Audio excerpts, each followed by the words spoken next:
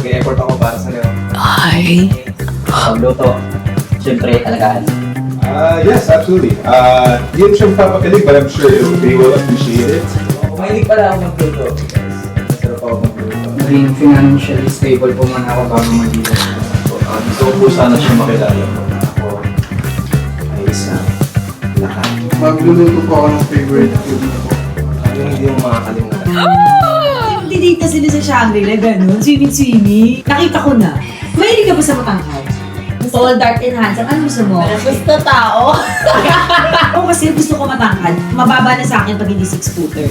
Pag 5'10", wala ka na. You're erased. Hindi naman, pero wala lang kung parang kung kanino lang talaga. Tumibok yung boss. Hindi ako matanda, super tanda na. Hindi naman lang. I look like 30s lang. Yes? So gusto mo mga 30, mga hanggang 30s na. Hello, Milan Glowers! iFur Nation at sa mga Kimsmos, ang laging kakimsmisan ni Mamadam Kim all over the world, the universe. Hindi kayo mapili, enjoy, di ba? So, ayan na, Lars. Ito yung pinaka-hate ko talaga na gagawin every time talaga na mapapasabak ako, na magtatanggal ako or mag-i-eliminate ako. Kasi lahat naman sila is lahat okay for me. Pero again, sabi nga ni Dada, hindi lahat pwede panalo at hindi lahat pwede bida. Di ba? Kaya nga may bida at kontrabida at supporting actress. Correct. So ngayon, Lars, from 8 to 5 tayo ngayon. So mabigat sa puso ko dahil nakilala ko na silang lahat and bago kita interview, nag-recap pa ako. So ayan, ang kasagutan ng isang Lars, ayan, ibibigay na niya sino nga ba ang umibabaw sa'yo sa 8 nagpakilig sa'yo. So mamimili ka ng So, game na? top 5. Okay, so first on my list talaga is si someone na adaptive. So, si Benedict. Oh! Si Benedict! Si Benedict. niya. Ang galing niya hindi ako, asan si Benedict? Si English Shero. Next is, Next is yung medyo mahiyain kanina para on the next round, baka malabas niya rin talaga yung totoong personality niya. So, si John. si John! Ayan, cute Bakit parang kayong kinikilig?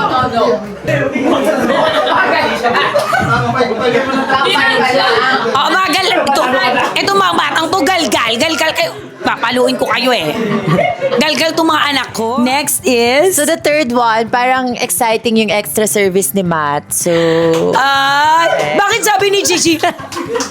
Bakit yung reaction mo, Chichi? Lagi... Ayan. So, extra service ni Matt. Si Matt ba yung mahina ako sa names eh. Nagigitara? Hindi pa. Adobo. Si Adobo. Ay, oo. Yung original, yung ilong. Ayan tayo. Si Adobe. Okay, next is... next parang si Raven. Si Raven. Si Papi Chulo ba to? Mali-mali ako. Sino si Raven? Uli. Happy Bibi! Okay. And the last one, syempre parang extra effort din naman yung pagiging singer niya. So, si Mash. Oh, si Papi Chulo. Okay, so ika-come forward ba natin yung hindi napili? Oh, hello, Hello. Searchy number Nice to 1. meet you, Di ba sabi ko RG? sa'yo, ang ganda ng dimples ni ni RG at ang ganda ng ipin niya. Hello! Hello po. Si Aki. Nice to meet you. Thank you, Aki. Ay, ayaw yung bitawan yung kamay. Ano ba? Okay, so next is searching number 4. Oh, si Aaron. Thank you so much, Bunso. Thank you, Bunso.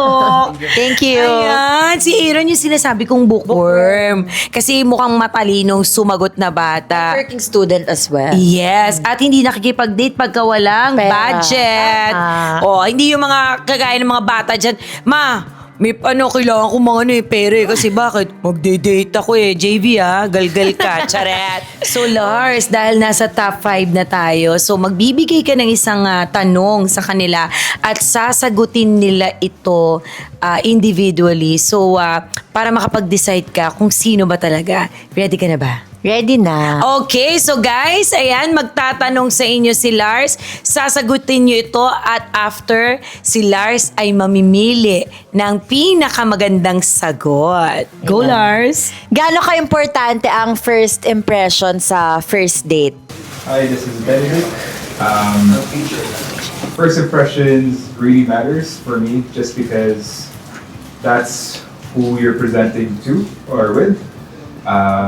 Being your first impression means that you took an effort into presenting yourself. That's how you want to be seen as well. Yun lang.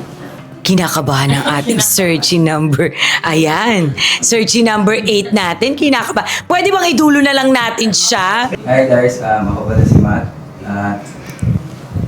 Para sa akin, sobrang importante ng first impression. Yung una yung pagkikita. At kasi, yun yung magiging panimulaan yung dalawa. First date, first impression sa taong gusto mo, sa taong gusto mong makatuluyan.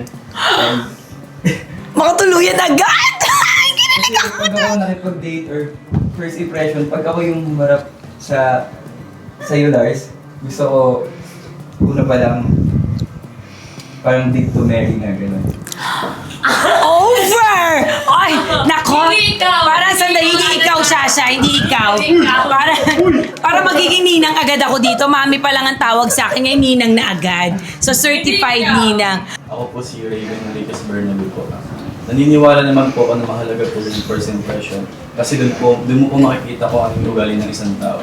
At the same time po, parang ano po sa akin kasi katulad nga po ng personality ko, hindi po ako judgmental. Kaya mas lamang po sa akin yung kahit na sa first impression po, hindi po, kahit hindi siya ganun. Pero lumalamang naman po siya kapag nagkasama na kami sa totoong buhay po. Okay, ang ganda ng sagot. Correct. Okay, next. Hi Lars, this is Mash. Mash Peterson. Lars, ang masasabi ko dun sa question. Parang kumakanta siya pag sumasagot. Ay, sorry. Ang dami ko annotation. Okay. First last impressions matters. Kasi ito yung nagsiset ng mood ng date nyo.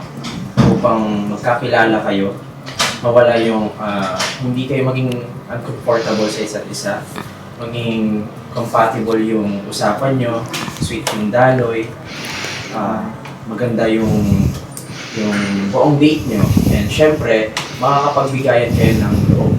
No? Maibabahagi mo yung gusto mong sabihin na hindi ka nahihiya, maibabahagi rin ng partner mo o na makakasama mo yung gusto mong sambitin. So, first impressions. Hi! Okay, next. Ayan, nagigigil sa'yo. Meron ka ng manager sa labas. Nagigigil na siya sa'yo. Sumagot ka daw ng maayos. Sobrang halaga po sa akin ng first impression po kasi po doon mo po siya mapapakita kung ano po talaga yung totoong ikaw. Ugali po, yung galaw mo po bilang isang nakikipag-date po. Ayan. So ako bunso, kahit ayaw mo akong tanungin, ako talaga mahalaga Ito, sa akin. yun na yung next ko, mama. Sinanong ko yung sarili ko, di ba? Gaano ka-importante sa'yo Oh, ang first impression? Ang first impression, kasi yun yung tatatak sa'yo na nakita mo siya. Like si Dada. Ay, kikwento. Nung nakita ko siya sa Hong Kong, syempre nga, di ba? Sabi ko nga sa inyo, walang hindi materialistic sa mundo. So when I saw Dada sa Hong Kong, palapit pa lang siya, nilaser ko na, nakapatek na relo, nakabelt na Hermes, nakaprada na sapatos. Sabi ko, ay, first impression. Kaya yun yung tumatak sa akin. At yun na ikinikwento ko sa mga friends ko. Yung suot niya, and kasi di pa naman siya nagsasalita nun eh. Yun yung sinabi, so pogi ba siya? Yun yung first impression. Ay nako, oo, pogi, matangkad, malinis, maganda magdamit. Kasi pagka first impression, yun yung unang-una mong maiisip eh. Kung paano, kagaya kanina, tinan mo, nagpa-makeup muna ako kasi iba yung first impression mo sa akin, di ba? So, kailangan pag nakita ko nila, maganda agad ako, yung parang, wow, si Mama Dan pala to. Pero hindi pa kita nakikita na napapawaw mo na kami. So, yun nga. So, yung first impression, like si Chichi, sinasabihan ko, yung kapatid mo, pag kami una kang imimit, kailangan maganda ka, nakapustura ka, kailangan yung salita mo, gandahan mo, kasi yun yung tatatak eh. And then after yung second date nyo, wala na eh. 'Di ba? Hindi mo na siya titingnan kasi accepted na siya for kung sino man siya. So sa akin, best, yun talaga, first impression is the best. Pag meron kang imimit like business, mapa-date pa yan, kailangan paghandaan mo. Kasi pag hindi ka pinaghandaan ng isang tao, ibig sabihin hindi ka importante.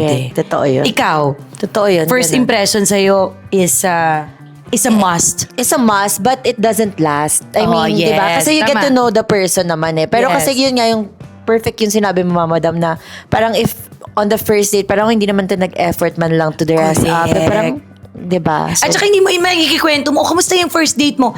Naku, tsaka ang damit eh, di ba? Hindi maganda ganyan, hindi ako pinagandaan. Pero alam nyo, sabi ko nga social lang ako tignan, aaminin ko na, babardugalin ko na, social ako tignan, pero pag nagsalita ako, bakit? Yung picture ba nagsasalita, di ba?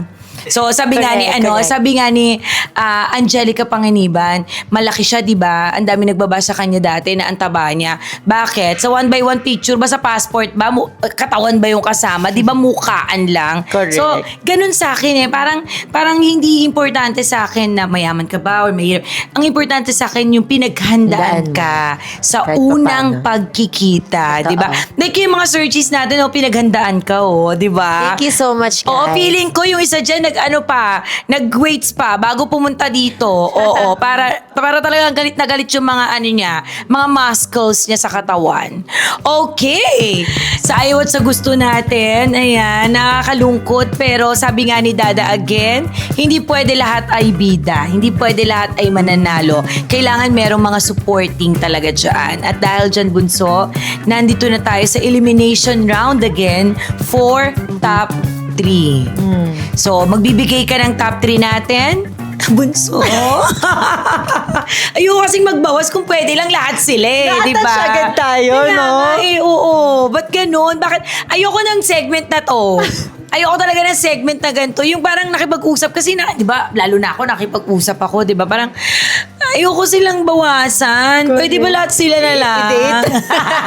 Group Pwede date. Correct, group date or iba-ibang araw. Pwede ba yon? Sige, i-text natin si manager kung pwede yon. Yung iba't ibang date na lang.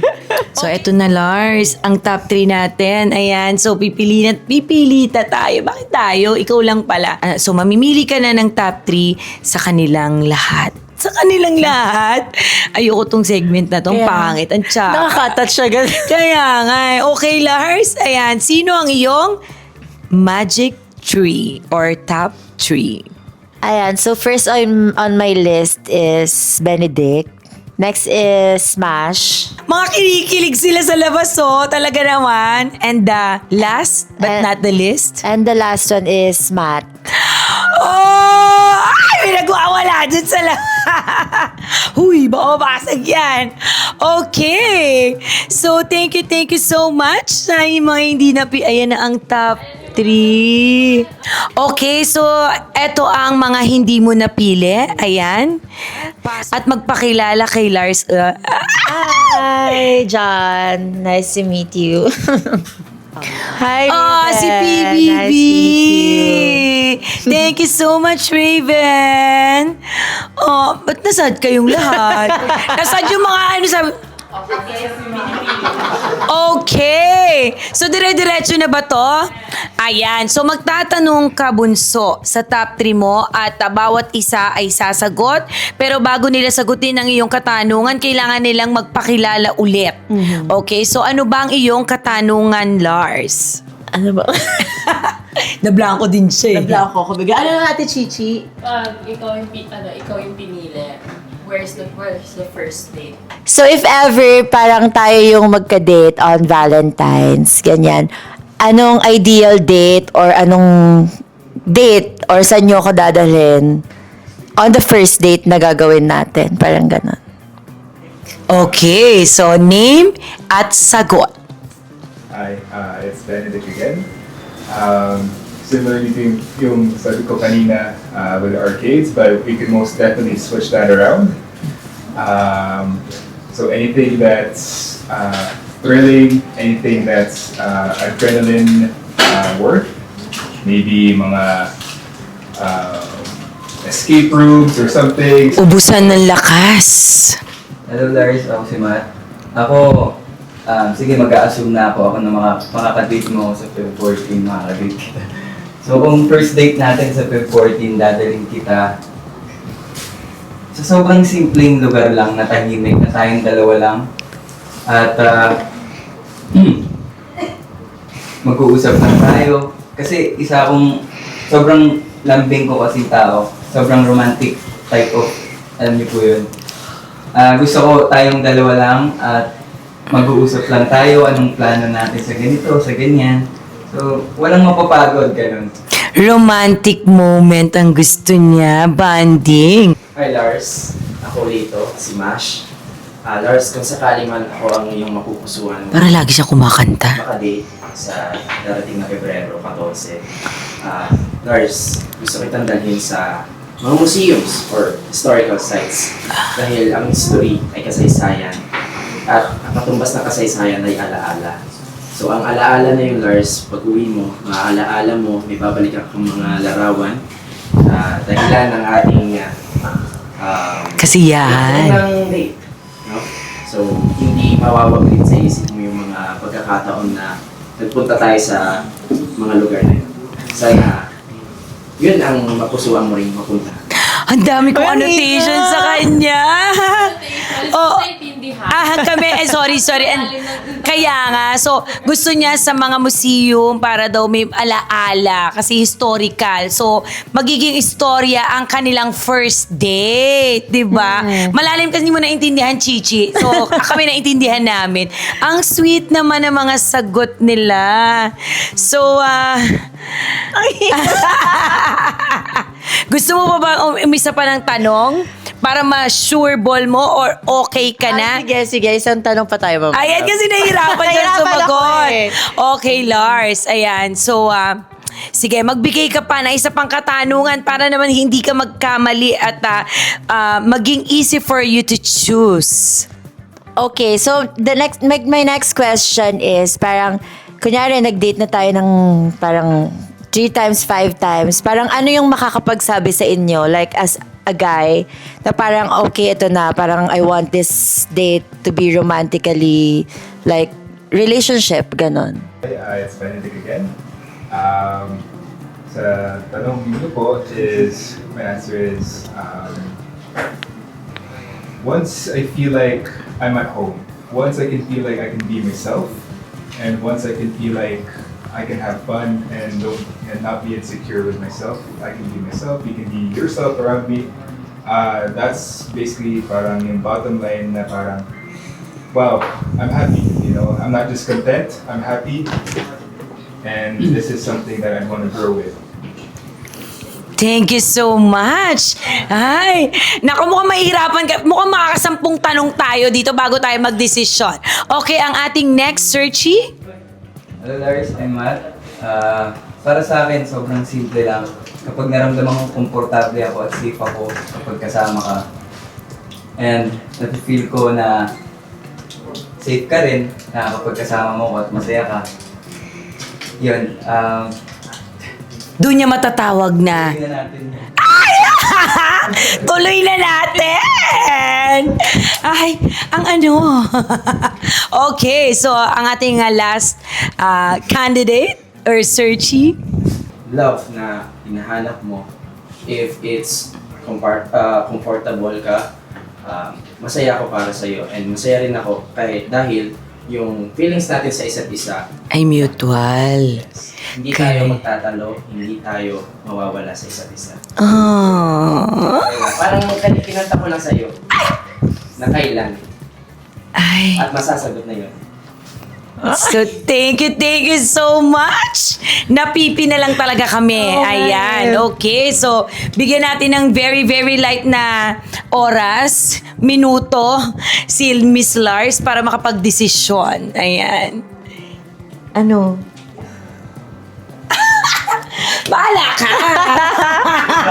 So Lars, kailangan mo nang tawagin at makilala ang mga hindi mo napili. So iiwan natin yung napili mo dahil siya ang last na masisilayan mo. So sino ang unang gusto mong tawagin sa kanilang dalawa? To be honest, siya yung dun sa dalawang round. Parang siya yung pinaka-lagi kong first pick. Okay. So, si Benedict. Oh, Benedict, come forward and say hi to Lars. Hi, Benedict. Nice to meet you. Thank you, Bunso. Ayan, familiar ka daw. Galgal ka. Familiar. Thank you, Benedict. Okay, next is...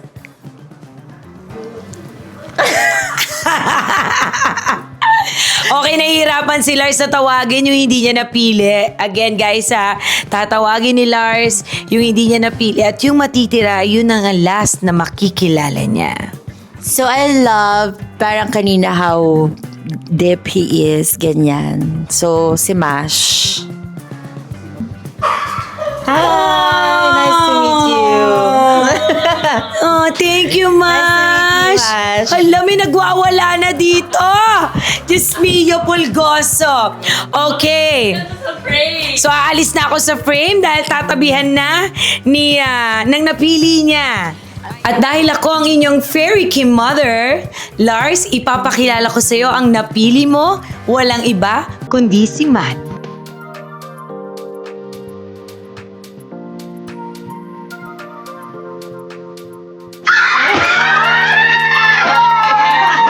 Hello, nice to meet you. Exit frame ako. Oh, ayan, Matt. Yes, this is your mic.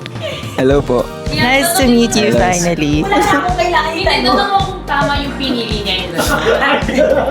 Huwag na magtanong. Okay. So, happy ka ba sa... Pwedeng ako naman yung magtanong.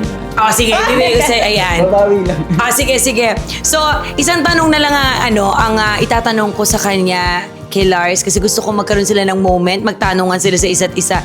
So, Lars, okay ba ang napili mo? Okay, kasi kanina parang nung sumasagot siya, very confident naman siya. Parang he wants it talaga. Titig And at the same time, parang kinlame niya na magde-date kami sa 14. So, that's it. Want you? Ay! Sandali, ito yung mic bunso. Baka may itatanong ka kay Lars? Sabi mo kanina, importante sa'yo yung first impression. Ngayon, yung first impression mo sa akin, ano? You look nice. Wala na, tapos na.